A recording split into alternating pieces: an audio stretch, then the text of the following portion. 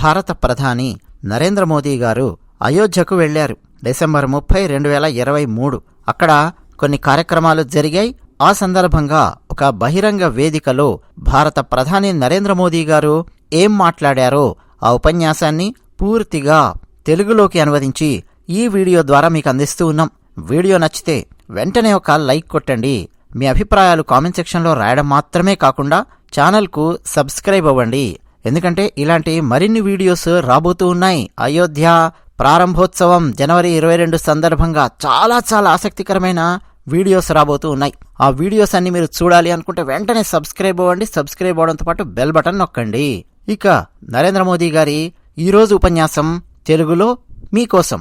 అయోధ్యాజీ ప్రజలందరికీ నా నమస్కారాలు.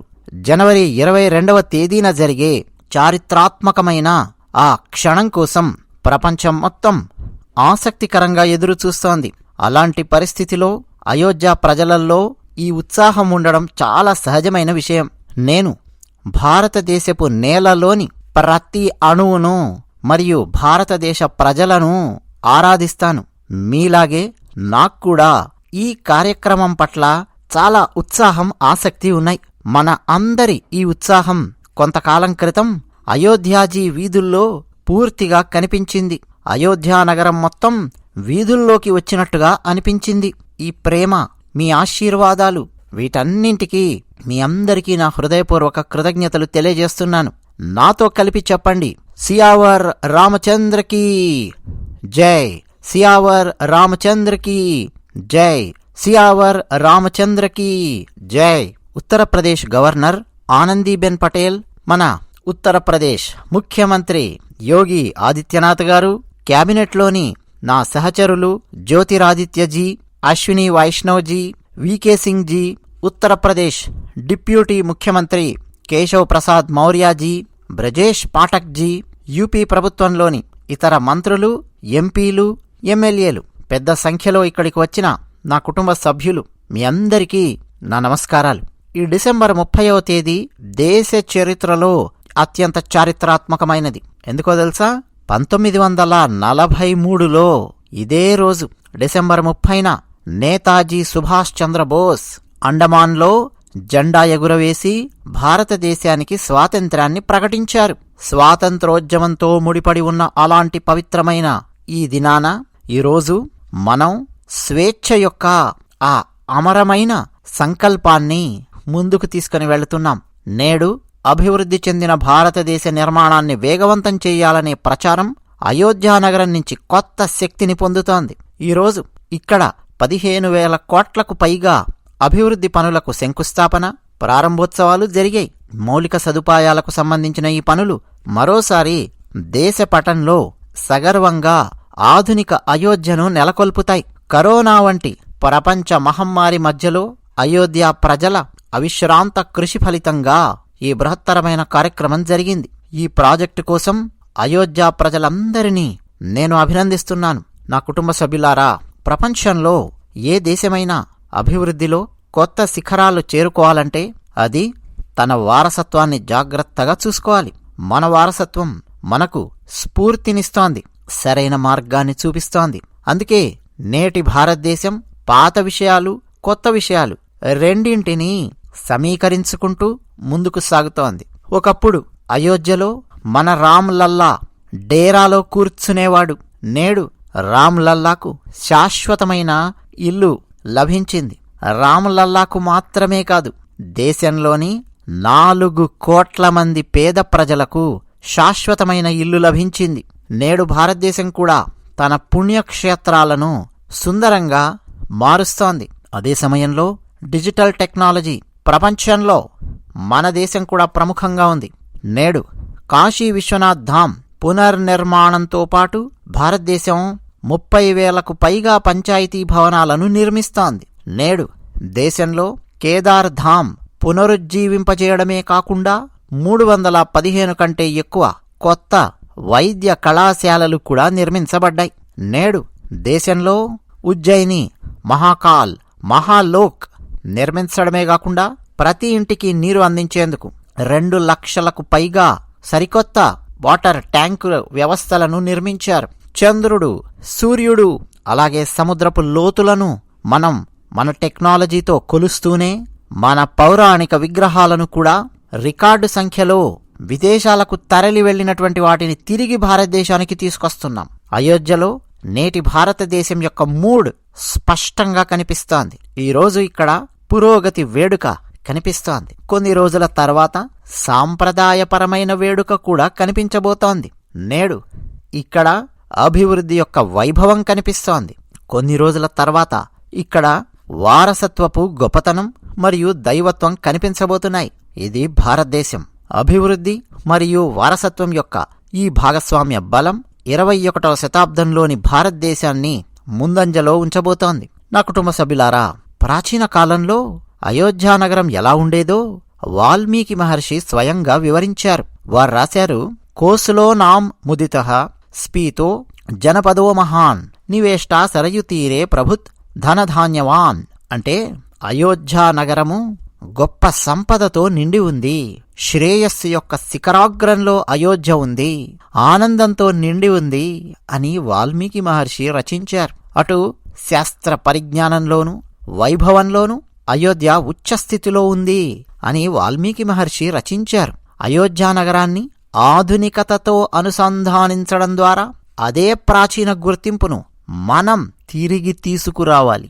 వాల్మీకి మహర్షి ఏ అయోధ్యానగరాన్నైతే రామాయణంలో వర్ణించారో ఆ అయోధ్యానగరపు ప్రాచీన గుర్తింపును ఆధునికతతో అనుసంధానించి మరీ తీసుకురావాలి. మిత్రులారా, రాబోయే కాలంలో మన ఈ అయోధ్యానగరం అవధ్ ప్రాంతం మాత్రమే కాకుండా మొత్తం ఉత్తరప్రదేశ్ అభివృద్ధికి దిశానిర్దేశనం చేయబోతోంది. అయోధ్యలో శ్రీరాముని ఆలయ నిర్మాణం తర్వాత ఇక్కడికి వచ్చే వాళ్ల సంఖ్య భారీగా పెరగబోతోంది.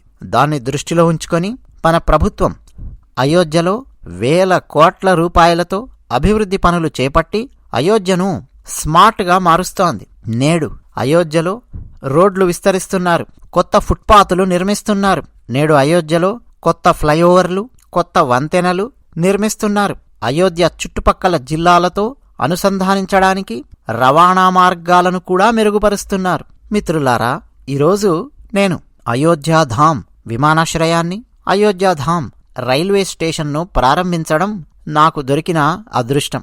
అయోధ్య విమానాశ్రయానికి మహర్షి వాల్మీకి పేరు పెట్టడం చాలా సంతోషంగా ఉంది. వాల్మీకి మహర్షి రామాయణం ద్వారా శ్రీరాముడి ఆలోచనను, శ్రీరాముడి వ్యక్తిత్వాన్ని, శ్రీరాముడి నడవడిక లోకానికి పరిచయం చేశారు, మనకు పరిచయం చేశారు. శ్రీరాముడు మహర్షి వాల్మీకితో ఇలా అన్నాడు, తుమ్ త్రికాలదర్శి ముని నాథ విశ్వబదల జిమితుం రే హత. అంటే, ఓ మునీశ్వర వాల్మీకి, నీవు త్రికాలదర్శివి, ప్రపంచం మొత్తం మీ అరచేతిలో కాయలాంటిది. అయోధ్యాధామ్ విమానాశ్రయానికి త్రికాలదర్శి అయిన మహర్షి వాల్మీకి గారి పేరు పెట్టడం వల్ల ఈ విమానాశ్రయానికి వచ్చే ప్రతి ప్రయాణికుడికి వాల్మీకి మహర్షి ఆశీర్వాదం లభిస్తుంది అన్నట్టుగా మేం భావిస్తున్నాం. వాల్మీకి మహర్షి రచించిన రామాయణం మనల్ని శ్రీరామునితో కలిపే జ్ఞాన మార్గం. ఆధునిక భారతదేశంలోని మహర్షి వాల్మీకి అంతర్జాతీయ విమానాశ్రయం మనల్ని అయోధ్యాధామ్ దివ్యమహా కొత్త రామాలయంతో కలుపుతోంది. ఈ కొత్త విమానాశ్రయం ప్రతి సంవత్సరం 10 లక్షల మంది ప్రయాణికులకు సేవలందించే సామర్థ్యాన్ని కలిగి ఉంది. ఈ విమానాశ్రయం 2వ దశ పనులు కూడా పూర్తయితే ఏటా 60 లక్షల మంది ప్రయాణికులు మహర్షి వాల్మీకి అంతర్జాతీయ విమానాశ్రయాన్ని సందర్శించగలుగుతారు. ప్రస్తుతం అయోధ్యాధామ్ రైల్వే స్టేషన్ ప్రతిరోజు 10 నుంచి 15 వేల మందికి సేవలందించే సామర్థ్యాన్ని కలిగి ఉంది. స్టేషన్ పూర్తిగా అభివృద్ధి చెందిన తర్వాత ప్రతిరోజు 60,000 మంది అయోధ్యాధామ్ రైల్వే స్టేషన్కు రాకపోకలు సాగిస్తారు. మిత్రులారా, విమానాశ్రయం మరియు రైల్వే స్టేషన్లు మాత్రమే కాకుండా అనేక మార్గాలు, ఆ మార్గాల నుంచి మరికొన్ని కొత్త కొత్త మార్గాలు ఈరోజు ఇక్కడ ప్రారంభించబడ్డాయి. రాంపథం, భక్తిపథం, ధర్మపథం మరియు శ్రీరామ జన్మభూమి మార్గం, ఇలా కొత్త కొత్త మార్గాలు ఈరోజు ఇక్కడ ప్రారంభించాం. వాటి ద్వారా ట్రాఫిక్ సులభతరం అవుతుంది. ఇవాళ్లే అయోధ్యలో కార్ పార్కింగ్ స్థలాలను కూడా కొత్తగా ప్రారంభించారు. కొత్త మెడికల్ కాలేజీ ఇక్కడ ఆరోగ్య సౌకర్యాలను మరింత విస్తరించబోతోంది. సరయూజీ శుభ్రంగా ఉండేలా డబుల్ ఇంజన్ సర్కార్ పూర్తిగా అంకిత భావంతో పనిచేస్తుంది. సరయూజీలోకి కలుషిత నీరు పడకుండా చేసే కొత్త పని కూడా ప్రారంభమయ్యింది. రామ్కీ పైడి కొత్త రూపు సంతరించుకుంది. సరయూ నది ఒడ్డున కొత్త ఘాట్లు అభివృద్ధి చేయబడుతున్నాయి. ఇక్కడ ఉన్న పురాతనమైన చెరువులన్నీ పునరుద్ధరింపబడుతున్నాయి. లతా మంగేష్కర్ చౌకైనా, రామ్ కథా స్థలైనా ఇవన్నీ అయోధ్య యొక్క గుర్తింపు పెంచబోతున్నాయి. అయోధ్యలో నిర్మించబోతున్న కొత్త టౌన్షిప్ ఇక్కడి ప్రజల జీవితాన్ని సులభతరం చేయబోతోంది. ఈ అభివృద్ధి పనులు అయోధ్యలో కొత్త ఉపాధి మరియు స్వయం ఉపాధి అవకాశాలను కూడా సృష్టిస్తాయి. దీనివల్ల టాక్సీ డ్రైవర్లు, రిక్షా పుల్లర్లు, హోటళ్లు, దాబాలు, ప్రసాదాన్ని విక్రయించేవారు, పూలు విక్రయించేవారు, పూజా సామాగ్రి అమ్మేవారు మరియు మా చిన్న చిన్న దుకాణదారుల ఆదాయం పెరగబోతోంది. నా కుటుంబ సభ్యులారా, ఆధునిక రైల్వేల నిర్మాణం దిశగా దేశం మరో పెద్ద అడుగు వేసింది. వందే భారత్, నమో భారత్ తర్వాత దేశానికి మరో ఆధునికమైన రైలొచ్చింది. ఈ కొత్త రైలు శ్రేణికి అమృత్ భారత్ రైలు అని పేరు పెట్టారు. వందే భారత్, నమో భారత్, అమృత్ భారత్ ఈ రైళ్లు, ఈ త్రిమూర్తులు భారతీయ రైల్వేలను పునరుద్ధరించబోతున్నాయి. మొదటి అమృత్ భారత్ రైలు అయోధ్య గుండా వెళుతుంది అంటే అంతకంటే సంతోషం ఏముంటుంది. ఢిల్లీ దర్భంగా అమృత్ భారత్ ఎక్స్ప్రెస్ రైలు ఢిల్లీ, యూపీ, బీహార్ ప్రజల ప్రయాణాన్ని ఆధునీకరించబోతోంది. దీనివల్ల బీహార్ ప్రజలు రామాలయంలో నివసించే రామ్లల్లా దర్శనం సులభతరం చేసుకుంటారు. ఈ ఆధునిక అమృత్ భారత్ ఎక్స్ప్రెస్ రైళ్లు మన పేద కుటుంబాలకు, ముఖ్యంగా మన కార్మిక సహోద్యోగులకు ఎంతో సహాయం చేస్తాయి. గోస్వామి తులసీదాస్ వారు రచించిన శ్రీ రామచరిత మానసులో చెప్పారు, ఇతరులకు సేవ చేయడం కంటే గొప్ప కర్తవ్యం మరొకటి లేదు. పేదలకు సేవ చేసేందుకు ఈ స్ఫూర్తితో ఆధునిక అమృత్ భారత్ రైళ్లను ప్రారంభించాం. తమ పనుల కారణంగా తరచూ దూర ప్రాంతాలకు వెళ్లేవాళ్లు, అంతగా ఆదాయం లేనివాళ్లు అయినా సరే ఈ ఆధునిక సౌకర్యాలను, సౌకర్యవంతమైన ప్రయాణాలను చేయడానికి వారు అర్హులు. పేదల జీవితానికి గౌరవం ఉంది. ఈ లక్ష్యాన్ని దృష్టిలో ఉంచుకొని ఈ రైళ్లను రూపొందించాం. ఈరోజు పశ్చిమ బెంగాల్ మరియు కర్ణాటక నుంచి స్నేహితులు తమ రాష్ట్రానికి చెందిన మొదటి అమృత్ భారత్ ఎక్స్ప్రెస్ రైలును కూడా వారు పొందారు. అమృత్ భారత్ రైళ్ల కోసం ఈ రాష్ట్రాలను కూడా అభినందిస్తున్నాను. నా కుటుంబ సభ్యులారా, అభివృద్ధి మరియు వారసత్వాన్ని అనుసంధానించడంలో వందే భారత్ ఎక్స్ప్రెస్ భారీ పాత్ర పోషిస్తోంది. దేశంలోనే తొలి వందే భారత్ ఎక్స్ప్రెస్ రైలు కాశీకి బయలుదేరింది. నేడు దేశంలోని 34 రూట్లలో వందే భారత్ ఎక్స్ప్రెస్ రైళ్లు నడుస్తున్నాయి. వందే భారత్ కాశీ, కాట్రా, ఉజ్జయిని, పుష్కర్, తిరుపతి, షిరిడి, అమృత్సర్, మధురై వంటి ప్రతి పెద్ద విశ్వాస కేంద్రాన్ని వైష్ణోదేవి కోసం కలుపుతోంది. ఈ క్రమంలోనే ఈరోజు అయోధ్యకు వందే భారత్ రైలు బహుమతిగా లభించింది. ఈరోజు అయోధ్యాధామ్ జంక్షన్ ఆనంద విహార్ వందే భారత్ ప్రారంభించబడింది. ఇది మాత్రమే కాకుండా ఈరోజు కాత్రా నుంచి ఢిల్లీ, అమృత్సర్ నుంచి ఢిల్లీ, కోయంబత్తూర్, బెంగళూరు, మంగళూరు, మడ్గావ్, జల్నా, ముంబై ఈ నగరాల మధ్య వందే భారత్ కొత్త సేవలు ప్రారంభమయ్యాయి. వందే భారత్లో వేగమూ ఉంది, ఆధునికత ఉంది. స్వావలంబన భారతదేశానికి వందే భారత్లో గర్వం కూడా ఉంది. అతి తక్కువ సమయంలో వందే ఇండియాలో 1,50,00,000 మంది ప్రయాణికులు ప్రయాణించారు. ముఖ్యంగా మన యువతరానికి ఈ రైలంటే చాలా ఇష్టం. మిత్రులారా, మన దేశంలో పురాతన కాలం నుంచి తీర్థయాత్రకు దాని స్వంత ప్రాముఖ్యత మరియు అద్భుతమైన చరిత్ర ఉంది. బద్రీ విశాల్ నుంచి సేతుబంద రామేశ్వరం వరకు, గంగోత్రి నుంచి గంగాసాగర్ వరకు ప్రయాణం, ద్వారకాధీష్ నుంచి జగన్నాథపురి వరకు యాత్ర, 12 జ్యోతిర్లింగాల యాత్ర, చార్ధామ్ యాత్ర, కైలాష్ మానస సరోవర యాత్ర, కన్వర్ యాత్ర, శక్తిపీఠాల యాత్ర, పండరీపూర్ యాత్ర. ఈనాటికి కొన్ని యాత్రలు భారతదేశంలోని ప్రతి మూలలో నిర్వహించబడుతున్నాయి. ప్రజలు విశ్వాసంతో వెళతారు. తమిళనాడులో కూడా అనేక యాత్రలు ప్రసిద్ధి చెందాయి. శివస్థల్ పాదయాత్రిరై, మురుగన్ కావడి యాత్రిరై, వైష్ణవ తిరుప్పపడి యాత్రిరై, అమ్మన్ తిరుత్తల్ యాత్రిరై, కేరళలోని శబరిమల యాత్ర, ఆంధ్ర తెలంగాణలోని మేడారంలోని సమ్మక్క సారక్క యాత్ర, నాగోబా యాత్ర, ఇలా లక్షలాది మంది భక్తులు తరలివస్తారు. కేరళలో శ్రీరాముడు మరియు అతని సోదరులు భరతుడు, లక్ష్మణుడు మరియు శత్రుఘ్నుల నివాసానికి తీర్థయాత్ర కూడా ఉందని ఇక్కడ చాలా మందికి తెలుసు. ఈ యాత్రను నలంబలం యాత్ర అంటారు. అంతేకాకుండా దేశంలో అనేక పరిక్రమాలు కూడా కొనసాగుతున్నాయి. గోవర్ధనగిరి పరిక్రమ, పంచకోశి పరిక్రమ, చౌరాసీ కోశి పరిక్రమ, ఇలాంటి ప్రయాణాలు మరియు పరిక్రమాలు ప్రతి భక్తునికి భగవంతునితో అనుబంధాన్ని బలపరుస్తాయి. బౌద్ధమతంలో బుద్ధుడు గయా, లుంబిని, కపిలవస్తు, సారనాథ్, కుషీనగర్కు సంబంధించిన ప్రదేశాలకు పర్యటనలున్నాయి.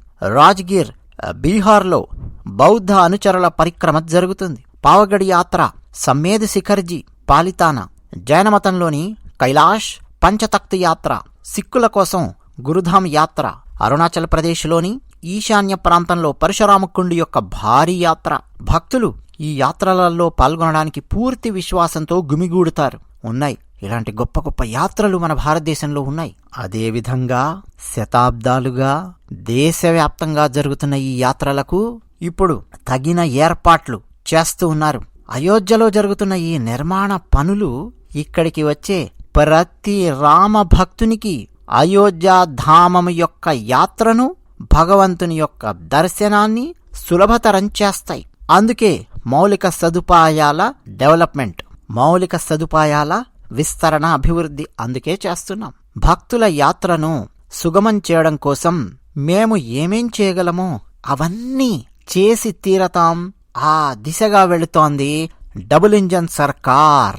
మిత్రులారా, ఈ చారిత్రాత్మకమైన క్షణం చాలా అదృష్టాన్ని మన జీవితాలలోకి తీసుకొచ్చింది. దేశం కొత్త తీర్మానం చెయ్యాలి, దేశం కోసం కొత్త తీర్మానం చెయ్యాలి, మనలో కొత్త శక్తి నింపుకోవాలి. ఇందుకోసం జనవరి 22న మీరందరూ మీ ఇళ్లలో ఈ పుణ్యభూమి అయిన అయోధ్య నుంచి యావత్ దేశంలోని 140 కోట్ల మంది దేశవాసులను ప్రార్థిస్తున్నాను.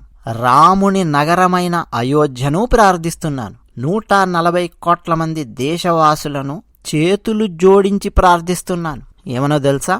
జనవరి 22వ తేదీన శ్రీరాముడు అయోధ్యలో కూర్చున్నప్పుడు మీరు మీ ఇళ్లలో శ్రీరామ జ్యోతిని వెలిగించి దీపావళి జరుపుకోవాలి అని నేను ప్రార్థిస్తున్నాను. జనవరి 22 సాయంత్రం భారతదేశం అంతటా మెరుస్తూ ఉండాలి, దీపపు కాంతులతో ప్రజ్వలించాలి జనవరి 22 భారతదేశం. అదే సమయంలో నా దేశ ప్రజలందరికీ నేను మరో అత్యవసర అభ్యర్థన కూడా చేస్తున్నాను. జనవరి 22న జరగబోయే కార్యక్రమాన్ని వీక్షించేందుకు అందరూ స్వయంగా అయోధ్యకు రావాలి అని కోరుకుంటారు. కానీ అందరికీ రావడం సాధ్యం కాదని మీకు కూడా తెలుసు. ప్రతి ఒక్కరూ అయోధ్యకు చేరుకోవడం చాలా కష్టం. కాబట్టి ముకుళిత హస్తాలతో దేశవ్యాప్తంగా ఉన్న రామ భక్తులను, మరీ ముఖ్యంగా ఉత్తరప్రదేశ్లోని రామభక్తులను చేతులు జోడించి నేను ప్రార్థిస్తున్నాను. జనవరి 22న అధికారిక కార్యక్రమం పూర్తయ్యాక 23వ తేదీ తర్వాత మీ సౌలభ్యం ప్రకారం అయోధ్యకు రండి. 22న అయోధ్యకు వచ్చేందుకు తమ మనస్సును దయచేసి మార్చుకోకండి. 22న రావాలి అని మాత్రం పట్టుబట్టకండి. అందరూ వస్తే ఏమి ఇబ్బంది ఉంటుందో మీ అందరికీ తెలుసు. భక్తులైన మనం రామునికి ఎప్పుడూ ఇబ్బంది కలిగించలేము. భగవాన్ రామ్జీ వస్తున్నాడు కాబట్టి మనం కూడా కొన్ని రోజులు వేచి చూద్దాం. అరే, 550 సంవత్సరాలు మనం వేచి ఉన్నాం, మరికొన్ని రోజులు వేచి ఉండండి. భద్రతా కోణం నుంచి కూడా మనం ఆలోచించాలి కదా, ఏర్పాట్ల కోణం నుంచి కూడా మనం ఆలోచించాలి కదా. దయచేసి మీ అందరినీ మళ్ళీ అభ్యర్థిస్తున్నాను. ఎందుకంటే ఇప్పుడు అయోధ్యలోని కొత్త గొప్ప దైవికమైన దివ్యమైన భవ్యమైన ఆలయం ఇక మనకు అందుబాటులోకి వచ్చేసింది. శతాబ్దాల తర్వాత మన దర్శనానికి అందుబాటులో ఉంది. ఇక శతాబ్దాల పాటు అది అలా నిలబడిపోతుంది. రండి. జనవరిలో వస్తారా, ఫిబ్రవరిలో వస్తారా, మార్చిలో వస్తారా, ఏడాది తర్వాత వస్తారా, 2 ఏళ్ల తర్వాత వస్తారా? దేవాలయం అక్కడే ఉంది. జనవరి 22న మాత్రం రద్దీని నివారించడం కోసం అడుగుతూ ఉన్నాను. దయచేసి జనవరి 22ననే రావాలి అని పట్టుబట్టకండి.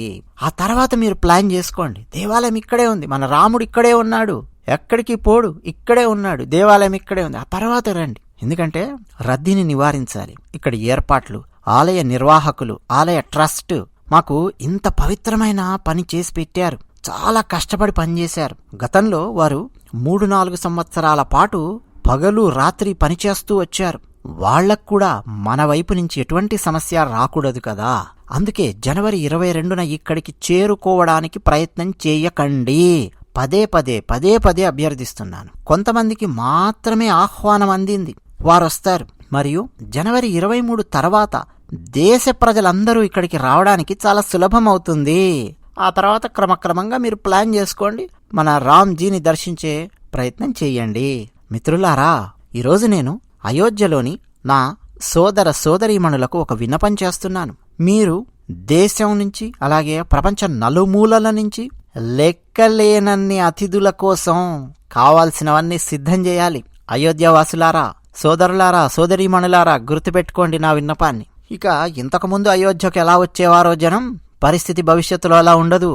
దేశం నలుమూలల నుంచే కాదు, ప్రపంచం నలుమూలల నుంచి ప్రజలు ప్రతిరోజు అయోధ్యకు వస్తూనే ఉంటారు, నిర్విరామంగా వస్తూనే ఉంటారు. లక్షలాది మంది ప్రజలు రాబోతూ ఉన్నారు. వాళ్ళు తమ సౌలభ్యం ప్రకారం వస్తారు. కొందరు 1 సంవత్సరంలో రావచ్చు, కొందరు 2 ఏళ్లలో మళ్ళీ వస్తారు, 2 ఏళ్ల తర్వాత రావచ్చు, మరికొందరు 10 ఏళ్లలో వస్తారు. కానీ లక్షల మంది వస్తారు, అది గుర్తుపెట్టుకోండి. ఈ క్రమం ఇలాగే శాశ్వతంగా ఉండడం కోసం, శాశ్వతంగా కొనసాగడం కోసం అయోధ్యావాసులారా, అయోధ్య ప్రజలారా, మీరు ఒక తీర్మానం చేసుకోవాలి. అదేంటో తెలుసా? అయోధ్య నగరాన్ని భారతదేశంలోని పరిశుభ్రమైన నగరంగా మార్చడం. స్వచ్ఛ అయోధ్య, ఇది అయోధ్య ప్రజల బాధ్యత. దీనికోసం మనం కలిసి ప్రతి అడుగు ముందుకు వేయాలి. ఈరోజు నేను దేశంలోని అన్ని తీర్థయాత్ర ప్రాంతాలు మరియు దేవాలయాలకు నా అభ్యర్థనను పునరుద్ఘాటిస్తున్నాను. దేశవ్యాప్తంగా ఉన్న ప్రజలకు నా ప్రార్థన, రామ్ మందిర్ నిర్మాణం కోసం జనవరి 14వ తేదీకి ముందు, అంటే మకర సంక్రాంతి రోజు నుంచి దేశవ్యాప్తంగా అన్ని చిన్న చిన్న పుణ్యక్షేత్రాల వద్ద పరిశుభ్రత కోసం భారీ ప్రచారాన్ని ప్రారంభించాలి. మకర సంక్రాంతి సందర్భంగా జనవరి 14 నుంచి జనవరి 22 వరకు భారతదేశంలోని ప్రతి ఆలయాన్ని మరియు ప్రతి మూలను శుభ్రం చేయడానికి మనం ప్రచారాన్ని నిర్వహించాలి. రాముడు దేశం మొత్తానికి చెందినవాడు. రాముడు వస్తున్నప్పుడు మన ఒక్క దేవాలయమే కాదు, మన ప్రతి తీర్థయాత్ర ప్రాంతాన్ని, దాని ప్రాంగణాన్ని అపరిశుభ్రంగా ఉంచకూడదు. రాముడు మనకు అయోధ్యలో వస్తున్నాడు అంటే, రాముడు మన దగ్గరికి వస్తున్నాడంటే, ఇక ప్రతి తీర్థయాత్ర ప్రాంతం ఎంత శుభ్రంగా ఉండాలో ఆలోచించండి. దానికి కావాల్సిన ప్రచారం చేయండి. మిత్రులారా, కొంతకాలం క్రితం అయోధ్యానగరంలోనే నాకు మరో అదృష్టం వచ్చింది. ఉజ్వల్ గ్యాస్ కనెక్షన్ యొక్క 10 కోట్ల మంది ఆ లబ్ధిదారుని సోదరి ఇంటికి వెళ్లి చాయ్ తాగే అవకాశం ఈరోజు నాకు లభించింది అని చెప్పడానికి నేను సంతోషిస్తున్నాను. మే 1, 2016న మేము ఉత్తరప్రదేశ్లోని బల్లియా నుండి ఉజ్వల యోజనను ప్రారంభించినప్పుడు ఈ పథకం ఇంతటి విజయవంతమైన స్థాయికి చేరుకుంటుందని ఎవరూ ఊహించుండరు. ఈ పథకం కోట్లాది కుటుంబాలు, కోట్లాది తల్లులు మరియు సోదరీమణుల జీవితాలను శాశ్వతంగా మార్చేసింది. కలప పొగ నుంచి వారిని విముక్తి చేసింది. మిత్రులారా, మన దేశంలో గ్యాస్ కనెక్షన్లు అందించే పని 60-70 సంవత్సరాల క్రితం ప్రారంభమయ్యింది. అంటే 6-7 దశాబ్దాల క్రితం. కానీ 2014 వరకు 50-55 ఏళ్లలో కేవలం 14 కోట్ల గ్యాస్ కనెక్షన్లు మాత్రమే ఇచ్చే పరిస్థితి నెలకొని ఉంది. అంటే 5 దశాబ్దాలలో 14 కోట్లు. కానీ మన ప్రభుత్వం దశాబ్ద కాలంలో 18 కోట్ల గ్యాస్ కనెక్షన్లు ఇచ్చింది. ఈ 18 కోట్లల్లో 10 కోట్ల గ్యాస్ కనెక్షన్లు ఉచితంగా ఉజ్వల పథకం కింద ఇవ్వబడ్డాయి. పేదలకు సేవ చేయాలనే భావన ఉన్నప్పుడు, సంకల్పాలు మంచిగా ఉన్నప్పుడు ఆ పని అదే విధంగా జరిగి ఫలితాలు కూడా అదే విధంగా వస్తాయి. ఈ రోజుల్లో మోదీ ఇచ్చే హామీకి ఇంత బలం ఎందుకుంది అని చెప్పి నన్ను అడుగుతూ ఉన్నారు. అరే, మోదీ గ్యారంటీకి అంత పవర్ ఎందుకుంది అని అడుగుతూ ఉన్నారు. ఎందుకో తెలుసా? మోదీ తన జీవితాన్ని తాను చెప్పినట్టే చేయడానికి ప్రతి క్షణాన్ని వెచ్చిస్తాడు. మోదీ ఇచ్చిన హామీని నెరవేర్చేందుకు రాత్రింబవళ్లు శ్రమిస్తున్నందున నేడు ఆయన హామీపై దేశానికి విశ్వాసం ఉంది. దీనికి ఈ అయోధ్య నగరమే సాక్షి. ఈ పవిత్ర స్థలం అభివృద్ధిలో మేము ఎలాంటి చిన్న అవకాశాన్ని కూడా వదిలిపెట్టాం. ఎక్కడ అవకాశం ఉంటే అక్కడ అయోధ్య నగరాన్ని అభివృద్ధి చేసి చూపిస్తాం. అయోధ్య ప్రజలకు మరోసారి నేను హామీ ఇస్తున్నాను. శ్రీరాముడు మనందరినీ అనుగ్రహించుగాక. ఈ కోరికతో నా ప్రసంగాన్ని ముగిస్తున్నాను. నేను ఆ శ్రీరాముని పాదాలకు నమస్కరిస్తున్నాను. మరియు మీ అభివృద్ధి పనులకు నేను మీ అందరినీ అభినందిస్తూ నాతో కలిపి చెప్పండి, సియారామ్ కి జై, సియారామ్ కి జై, సియారామ్ కి జై, భారత్ మాతాకి జై, భారత్ మాతాకి జై, భారత్ మాతాకి జై. ఎన్నెన్నో ధన్యవాదాలు. అమ్మా, ఇదండి భారత ప్రధాని నరేంద్ర మోదీ గారు హిందీలో ఇచ్చిన ఉపన్యాసాన్ని పూర్తిగా తెలుగులోకి అనువదించి మీ ముందుకు తీసుకొని వచ్చాను. ఇంత చేసిన తర్వాత కూడా ఒక లైక్ కొట్టడానికి కూడా చాలా మంది వెనుకంజ వేస్తారండి. ఆ లైక్ కొట్టడం వల్ల మీకు వచ్చే నష్టమూ లేదు. ఓ కామెంట్ రాయడం వల్ల మీ జేబుల్లో ఉన్న డబ్బులేమి నా జేబుల్లోకి రావు, మీ ఆస్తి ఏమి తరిగిపోదు. అయినా సరే అండి, కొంతమంది ఒక లైక్ కొట్టడానికి, ఒక కామెంట్ రాయడానికి ఎందుకో కింద మీద అయిపోతూ ఉంటారు. ఏంటో పెద్ద బరువు భుజం మీదకి ఎత్తుకున్నట్టుగా ఫీల్ అయిపోతూ ఉంటారు. కామెంట్స్ రాయండి, లైక్స్ కొట్టండి. మరిన్ని ఇలాంటి వీడియోస్ మేము మీ ముందుకు తీసుకొని వస్తాం. ఓ లైకు కొట్టక, ఓ కామెంట్ రాయక పట్టించుకున్నట్టు పక్కన పెట్టేశారనుకోండి, మేము కూడా సరేలే ఈ వీడియోలు పెద్దగా ఆసక్తికరంగా లేనట్టున్నాయి జనాలకు అని చెప్పి మేము కూడా పక్కన పెట్టే అవకాశాలు ఎక్కువగా ఉన్నాయి. చూస్తాం. నరేంద్ర మోదీ గారి ఉపన్యాసాన్ని నేను చూస్తాను, నేను ఆనందిస్తాను. హిందీ చక్కగా అర్థమవుతుంది కాబట్టి ఫుల్గా ఆనందించి, ఆహా ఎంత చక్కగా మాట్లాడారు, ఏమేం చేశారని అర్థం చేసుకుంటాను. మా ఇంట్లో వాళ్ళతో ఏదో చర్చిస్తాను, నా పని నేను చూసుకుంటాను. మీ అందరికి కూడా ఇలాంటివి ఇంకా రావాలి అని అంటే మీరు లైక్స్ కొట్టండి, కామెంట్ సెక్షన్లో కామెంట్స్ రాయండి, సబ్స్క్రైబ్ అవ్వండి ఛానల్కు. ఇదే మేము కోరుకునేది. జై శ్రీరామ్.